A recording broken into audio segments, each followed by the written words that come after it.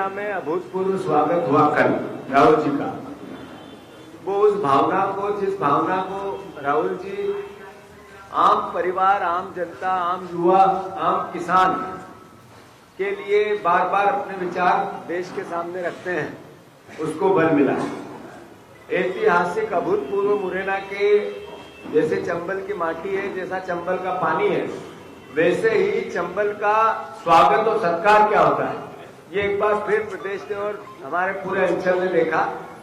राहुल जी ने जिस तरीके के विचार दिए, आज आप लोगों ने प्रमुखता से अपने अपने समाचार पत्रों में और मीडिया संस्थानों के चैनल और सारी न्यूज की बहुत बड़ी खबरें बनी। मैं आप सबको धन्यवाद भी देता हूं कि वो भावना जो राहुल जी ने अग्निवीर को लेके देश के सामने किस तरह की समस्याएं आगे आएगी, या किसानों की समर्थन मूल्य को भारतीय जनता पार्टी ने बोला और किया नहीं, और कांग्रेस पार्टी एमएसपी को लेकर किस तरीके का विचार गारंटी देती है, दो बातों को आपने जिस तरीके से पूरे प्रदेश के सामने रखा, देश के सामने, मैं आपको धन्यवाद देता हूं। फिर ग्वालियर में जिस तरीके से राहुल जी का पलक पावड़े बिछाकर ग्वालियर की शानदार और जानदार जनमानस ने स्वागत और सत्कार किया, वो भी आप लोगों ने देखा और देश को बताया। आज हम घाटी गांव होते हुए जो स्वागत और सत्कार राहुल जी का हुआ सुबह, और उसके साथ साथ उन्होंने अपनी स्पीच दी जो अद्भुत थी, अकल्पनीय थी, जिसमें उन्होंने फिर एक मुद्दा उठाया कि किस तरीके से सामान्य वर्ग जो आम आदमी है उसको गरीबी की और महंगाई की मार पड़ रही है, और इससे देश का भविष्य में किस तरीके से नुकसान होगा। कल शिवपुरी के बाद गुना के बाद ब्यावरा, और बीच में 2-3 छोटे छोटे पैलेस जो जगह स्थान है, उनसे होके हम ब्यावरा के आगे नाइट स्टे होगा 4 तारीख के दिन। 5 तारीख के दिन वहां से हम चलेंगे शाहजहांपुर, शाहजहांपुर से मक्सी से उज्जैन, और उज्जैन के बाद राहुल जी का पूरे नाइट स्टे होगा। फिर 6 तारीख के दिन पहला बड़नगर उज्जैन का ही एक तहसील है, उसके बाद बदनावर जो धार का एक तहसील है, उसके बाद रतलाम, और रतलाम के बाद सेलाना, और सेलाना के बाद फिर वो राजस्थान में प्रवेश करेगी। मैं मानता हूं कि जितने हमने अपेक्षा की थी, हमें एक भावना थी कि इस तरीके का राहुल जी का स्वागत हुआ, उससे टाइम अच्छा हुआ है।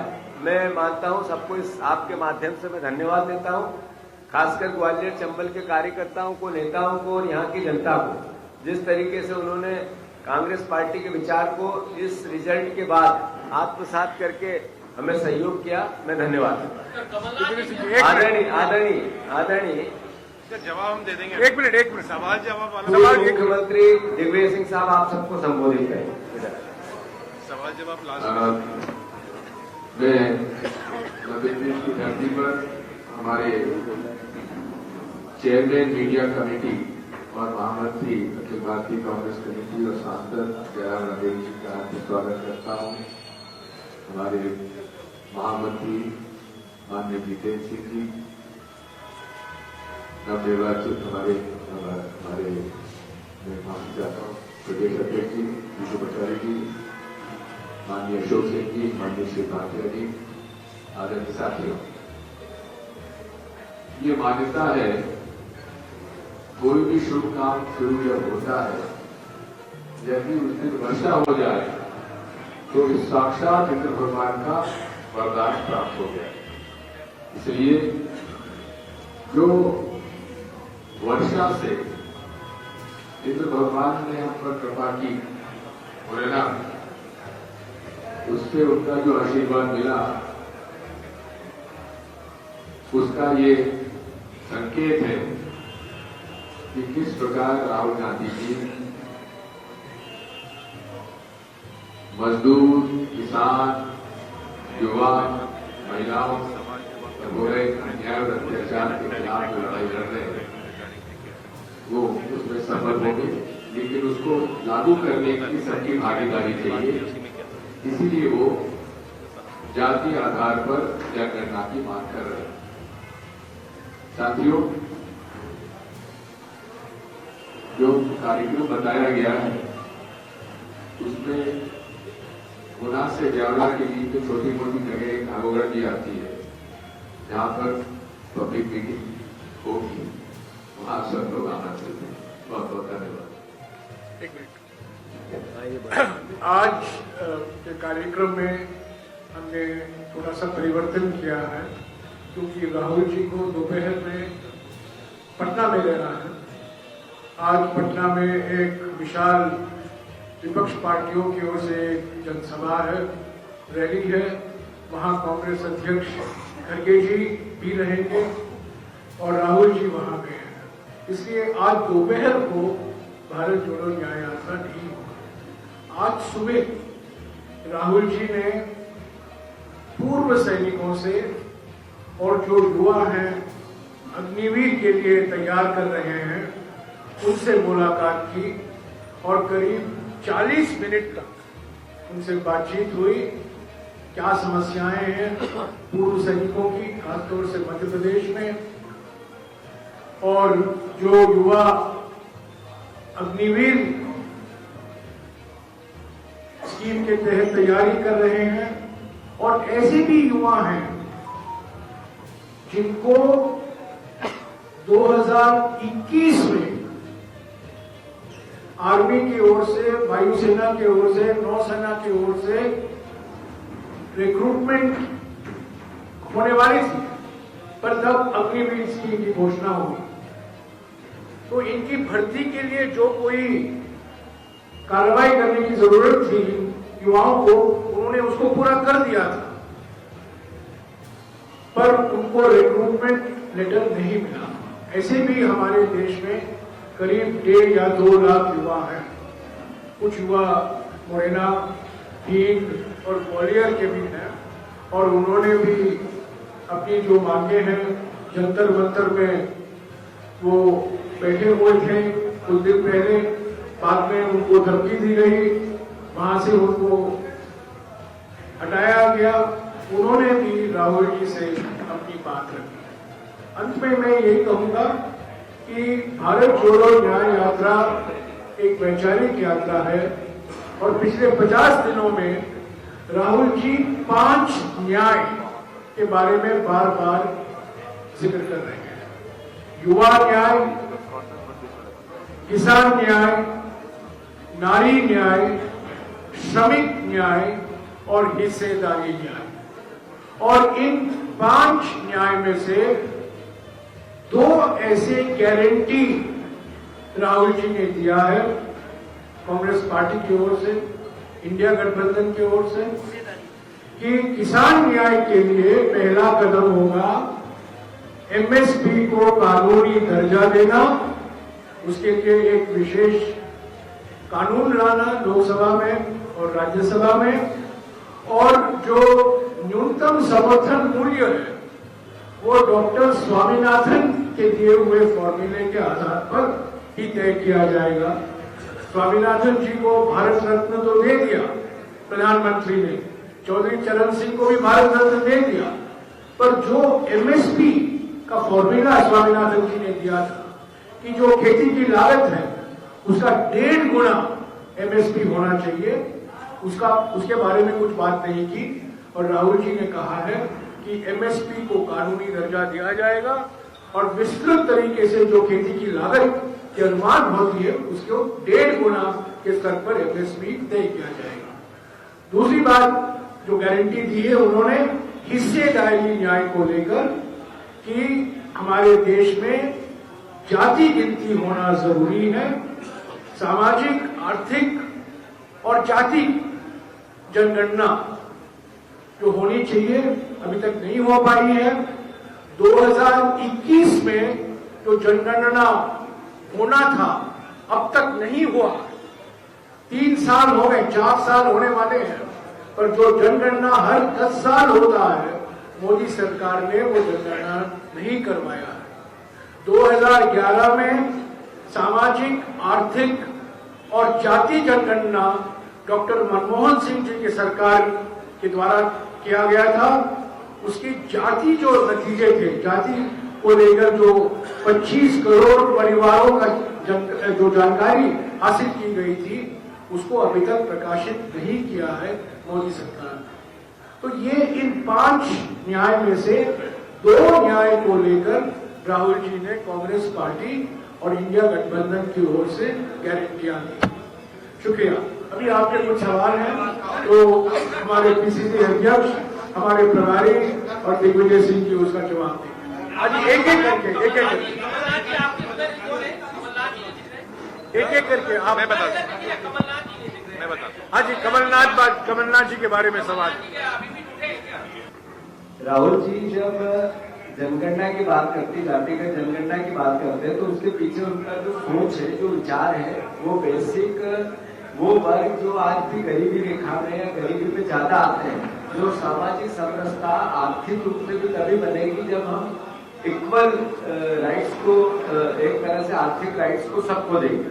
एक तरफ 20% लोगों के पास जो 80% संपत्ति हो गई है और जो नरेगा में लिस्ट में देखेंगे 80% वही वर्ग आता है, या किसी भी ऐसे मजदूरी की वर्ग में देखेंगे तो 80% वही वर्ग आता है। तो अल्टीमेटली नेगेटिविटी नहीं, पॉजिटिविटी ये है कि आर्थिक जो ताकत है वो इस वर्ग को भी मिले, सामाजिक ताकत इस वर्ग को भी मिले, ओबीसी के वर्ग को, एसटी के वर्ग को, एससी के वर्ग को। इसका राजनीतिक करण टिकट देना या एक्स को देना और वाई को नहीं देना ये विषय ही नहीं हो सकता है। राहुल जी की पवित्रता ये है कि देश जब 100 साल बाद या 50 साल बाद या 25 साल बाद हम देश का नक्शा देखें तो इस देश में समान अधिकार की जो ताकत संविधान सबको देता है, पर जीवन जीने में आर्थिक असमानता अद्भुत हो जाती है। तो वो कौन लोग हैं? तो उसमें एसटी, एससी, ओबीसी ज्यादा ये, और असामान्य वर्ग में भी अपर साइड में भी गरीबी है, उस गरीब को भी इसके साथ जोड़ा गया। अल्टीमेटली आर्थिक असमानता कम कैसे हो, सामाजिक ताकत एक जैसी सबको कैसे मिले, इस फोकस पे वो ध्यान देते हैं। मैं मानता हूं कि इससे अच्छा निश्चित रूप से कोई कदम नहीं हो सकता किसी भी राजनीतिक व्यक्तित्व और दल के लिए कि वो सबके लिए बात करे, गरीब के लिए करे, वंचित के लिए, उसको और डिटेलिंग जयराम जी करे। देखो एक मिनट, हिस्सेदारी को सिर्फ विधानसभा के टिकट और लोकसभा के टिकट के नजरिए से मत देखिएगा। जो हमारे देश की संपत्तियां हैं वो किसके हाथ में है, कौन कंट्रोल करता है, किसके इशारे में चलता है, ये ही सवाल है। ये सवाल नहीं है कितने टिकट आपने दिए। ऐसे तो अनुसूचित जाति और अनुसूचित जनजातियों के लिए लोकसभा में, राज्यसभा में, विधानसभा में और पंचायत और नगर पालिकाओं में आरक्षण है, पर सवाल वो नहीं है। सवाल और बड़ा सवाल है कि देश की आर्थिक संपत्ति किसके हाथ में है, समाज के किस वर्ग के हाथ में है और कौन सरकार को कंट्रोल करता है, हमारे उद्योग को कौन कंट्रोल करता है, अलग अलग जो हमारे लोकतंत्र की संस्थाएं हैं, न्यायपालिका है, मीडिया है, वो किसके हाथ में है। ये बहुत, मैं समझता हूं 1 साल 2 साल का सवाल नहीं है, दीर्घकालीन सवाल है। और ये सिर्फ गिनती के आज पहला कदम है। गिनती कोई जादू की छड़ी नहीं होती है, गिनती पहला कदम है, जनगणना पहला कदम है।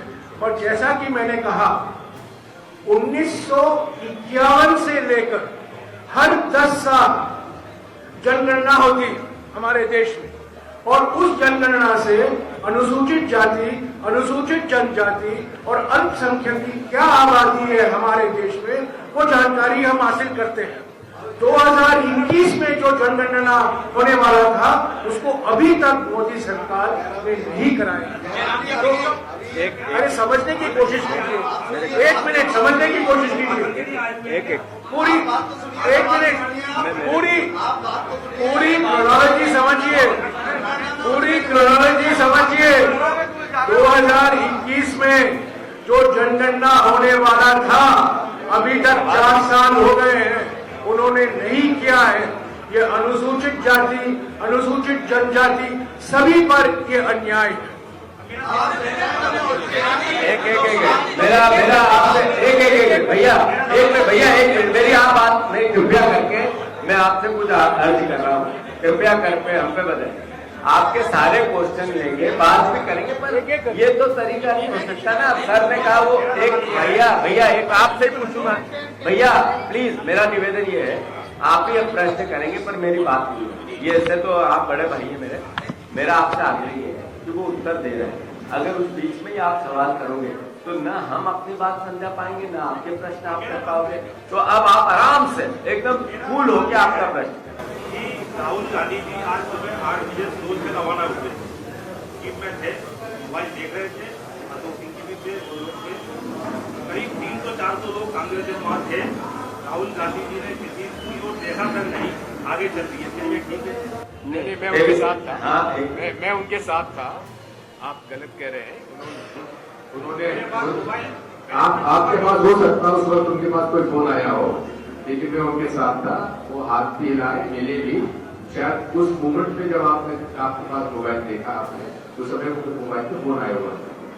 नहीं पर एक इसको क्लियर उन्होंने कर दिया। सर एक मिनट, ऐसे मत करना, ऐसे आप मुझे उत्तर देंगे ना भाई हो हमारे। मेरा निवेदन है कि राहुल जी यहाँ से 1 घंटे वहां तक गए, विदर्भार तक के कॉन्स्टिट्यूंसी तक और मोरा तक, और वापस आए, लोगों से मिलने गए थे, बात करने गए थे, अपनी बात कहने गए। तो मैं मानता हूँ कि ये पवित्रता को हम सबको समझनी चाहिए। हाँ, मैं ये बोल रहा हूँ कि कांग्रेस सरकार इतने साल रही, अभी दलित को आदिवासी ऊपर नहीं उठ पाया, तो कांग्रेस ने फिर किया क्या? भाजपा के ऊपर आप ठिकरा फोड़ रहे हैं, कांग्रेस ने क्या किया? मैं बता, कांग्रेस ने किया कि देश में संविधान लागू, जैसे ही कांग्रेस आई देश की आजादी के बाद देश में संविधान लागू किया और बाबा साहब अम्बेडकर को उसका प्रतीक बनाया, पहली बात। दूसरी बात, जितने भी सामाजिक परिवर्तन हुए, सामाजिक क्रांति हुई एक तरह से अलग अलग विभाग में, वो कांग्रेस की सरकारें तब स्टेबल थी, तभी हुई। जहां तक प्रश्न है आज की नीट क्या हुई कि ये कोई बनाया हुआ प्रश्न नहीं है, ये भारत सरकार के आंकड़े ये कहते हैं कि 90 लोग, अगर देश की सरकार 90 ऑफिसर्स IAS चलाते हैं तो उसमें 3 ST SC के हैं, 3 SC के हैं, 3 ST के हैं, 1-2 OBC के हैं। ये तो नेट पे है। तो अगर देश के इतने बड़े तंत्र पे इस 75%, 71%, 73% वर्ग के लोग काबिज नहीं होंगे तो वो इनके लिए सोचेंगे कैसे? एक ये परिवर्तन कोई राजनीतिक भाषा नहीं है। पूरी बात तो आप सुनो, आपने कहा तो उत्तर सुनो ना।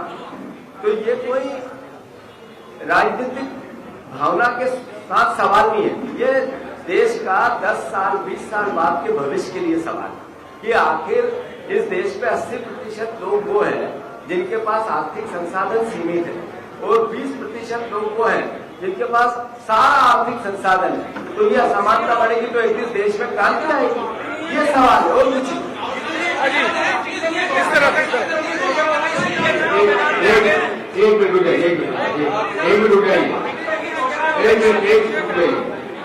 सन भाईजान आप पूछ रहे थे ना, सन 47 में अनुसूचित जाति और जनजाति की क्या हालत थी और आज अनुसूचित जाति जनजाति की हालत क्या है, आप उन्हीं से पूछ लीजिए। पहले उनके पास बेगार किया करवाया जाता था, उनके साथ उनको पढ़ाई का हक नहीं था, उनको सत्ता में आने का हक नहीं था। ये सब भारतीय संविधान में उसका उल्लेख करते हुए जो मिला है हक अनुसूचित जाति जनजाति को, वो कांग्रेस पार्टी ने दिया है। जवाहरलाल नेहरू महात्मा गांधी के जमाने में बाबा साहब अम्बेडकर को चुना इसलिए गया क्योंकि वो एक ऐसे व्यक्ति थे जिन्होंने की अन्याय अत्याचार सहा था। इसलिए ये कहना भी अनुचित है कि अनुसूचित जाति जनजाति का उद्धार नहीं हुआ। एक करके यार, एक चिल्लाइएगा मत। अच्छा एक करके मैं एक सवाल पूछना चाह रहा हूँ। दिग्विजय सिंह जी से मेरा एक सवाल ये है कि आज पूरे देश में सबसे ज्यादा चर्चा इस बात की हो रही है कि बड़ी संख्या में कोई भी किसी भी दल से कभी भी चला जा रहा है, आ जा रहा है, दल बदल कानून भी बना हुआ है, लेकिन जब आप सत्ता में होंगे तो इसकी सख्ती के लिए कुछ करेंगे कि सब ऐसे ही चलता रहेगा?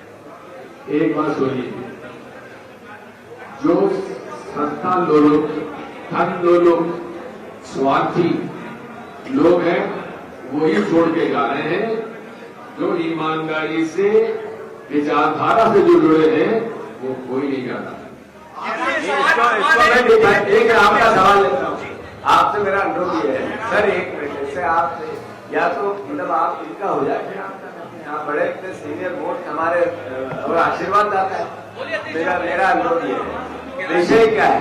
विषय राजनीतिक दल का गठन, राजनीतिक व्यक्ति, राजनीतिक दल और विचारधारा के साथ उसमें काम करना अल्टीमेटली कॉज होता है देश की और समाज की सेवा। इसके पीछे दो राजनीतिक व्यवस्था बनी है, दल के आधार पर पटरी पर चलकर सत्ता में सेवा, एक विपक्ष में सेवा। जिन लोगों का कमजोर मन है, दिमाग में किसी प्रकार का डर है, उनको राजनीति से कुछ न कुछ चाहिए, वो नेचुरल है, वो सत्ता के पीछे जाएंगे, तो इससे ज्यादा घबराने की भी आवश्यकता नहीं है। अब आपका सवाल। एक मिनट, जिन लोगों को वॉशिंग मशीन की जरूरत, जिन लोगों को सिर्फ वॉशिंग मशीन दिखाई दे रहा है, वही लोग छोड़कर जा रहे हैं, इसमें कोई दो राय नहीं है। आप गिनती कीजिए जो व्यक्ति कांग्रेस छोड़े हैं, असम के मुख्यमंत्री को लेकर आप शुरू कीजिए, हमारे असम के प्रभारी मेरे बगल में बैठे हुए हैं, ये सब वॉशिंग मशीन के लाभार्थी हैं। आपका अब इनका पूछिए।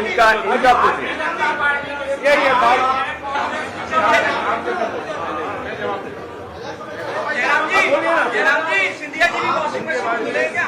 सिंधिया जी भी वॉशिंग मशीन में मिले क्या? वॉशिंग मशीन के चुनाव ला दिया उनको। सभी को वॉशिंग मशीन की जरूरत है।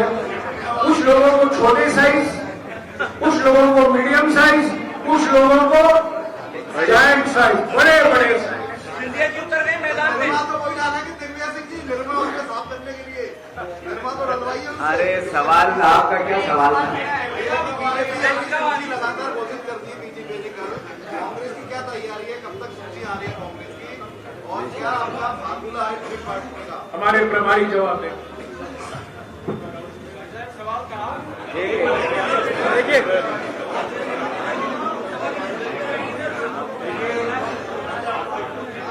कांग्रेस पार्टी की सूची बहुत जल्दी तैयार हो जाएगी। हमारी जो प्रक्रिया रहती है उसमें हम ब्लॉक कांग्रेस कमेटी, जिला कांग्रेस कमेटी, वहां के स्थानीय जो नेता होते हैं, उसके बाद जो वहां के प्रत्याशी रहे हैं विधानसभा चुनाव के, एक लोकतांत्रिक स्टाइल से हम अपने नाम इकट्ठे करते हैं। पहली सीईसी की जो बैठक है वो अगले 4 और 5 दिन के अंदर हो जाएगी, और उसके तुरंत बाद मध्य प्रदेश की कांग्रेस पार्टी की सूची जारी हो जाएगी। ये मैं आपको बीजेपी के असंतुष्टों को अपनी पार्टी में लेंगे क्या? कुछ लोगों के टिकट कटे, हो सकता है वो अपनी पार्टी में आए। चलो काल्पनिक सवाल है, जब लेंगे तो आपको बताएंगे, और मेरे ख्याल में मोटे मोटे सारे सवाल आ रहे। केपी यादव नारा हुआ करता था, एक नारा हुआ करता था कांग्रेस पार्टी का कि जात पर न पात पर मोहर लगेगी। आज भी है। आज जो जाति गणना की हो रही है, अब क्या हुआ उसका? नहीं, आज सारे को आप कवर नहीं कर रहे। जात की बात नहीं है, गरीब की बात। देखो मैं गरीबी हर वर्ग में। एक मिनट सर, आपका सवाल बहुत अच्छा है और जिनाइन है। कांग्रेस पार्टी का आज भी, मैंने अभी यहाँ पिछली बार भी आया था, इसी सभा में, इसी सभागृह में ये नारा भी लगवाया था, जात पे न पात पर मोहर लगेगी। हाँ, पर ये मुद्दा राजनीतिक रूप से हम पॉलिटिकल, देश को हम आजाद कराने वाली पार्टी, देश की उन्नति कराने वाली पार्टी, जब आर्थिक संसाधनों का हक, आपका जो जिस मीडिया में आप काम करते हो मालिक गब्बर है और आपकी तनख्वाह नहीं बढ़ रही है, कितने हमारे रिपोर्टर हैं जो इस तरह के हैं, मतलब ये सवाल है। इसको सर, अब मेरी पूरी बात आप उत्तर पूरा लें, ऐसा मत। तो सवाल, अगर रिपोर्टर की इनकम कम है और उसका सवाल उठाना है तो ये गुनाह है, तो ठीक है, ये गुनाह है कि आपकी रिपोर्टर की तनख्वाह की रक्षा राहुल गांधी जी करना चाहते हैं, तो मेरे ख्याल से कोई गलत नहीं करते। ऐसे का ऐसा ही जो गरीब वर्ग है, जिसके पास आर्थिक संसाधन सीमित होते जा रहे हैं, कम होते जा रहे हैं, इनकम घटती जा रही, महंगाई बढ़ती जा रही, वो वर्ग कौन सा है, ज्यादा दुखी कौन है? अगर उस ज्यादा दुखी वर्ग की बात करना अगर गुनाह है तो फिर आप स्वतंत्र हैं। मैं मानता हूं बेसिक सोच क्या है? सोच है कि एसटी, एससी, ओबीसी वर्ग के राजनीतिक, आर्थिक, सामाजिक अधिकारों की रक्षा हो, और उसमें अपर कास्ट के भी जो आर्थिक जिनके पास कमी है उनकी भी रक्षा हो, वो सब एक साथ जोड़े गए, कभी अलग अलग डिफाइन नहीं किया गया। तो मोटी बात ये। धन्यवाद। सब सवाल आ रहे हैं।